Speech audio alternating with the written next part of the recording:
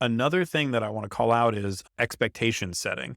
I do think this is a very different practice with a remote employee. An in-person employee comes into an office and gets to see how everyone else operates. That is a forcing function for them. If everyone else is there at exactly 9 a.m., that employee is over time probably going to start planning to be there around 9 a.m. Um, Otherwise, it might be awkward. If every employee typically schedules in-person meetings like on Tuesdays and Thursdays, or like typically gets lunch at a certain hour, you name it. All these cultural norms are very obvious in person. They are not for remote employees. How would a remote employee know when everyone else gets to the office, particularly if they're in a different time zone? Maybe that's not necessarily realistic for them.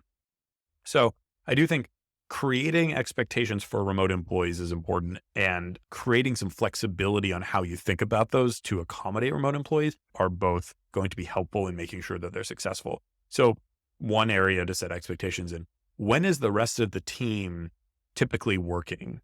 I have a client who I work with part-time. All of the employees are on the East Coast except me. I'm on the West Coast. And we established pretty early on when the overlapping hours of availability would be. So that team starts working, I'm guessing around 9:30 a.m. Eastern, maybe a bit later. They do not schedule meetings with me before about that time in Pacific time. We established that cultural norm very early on.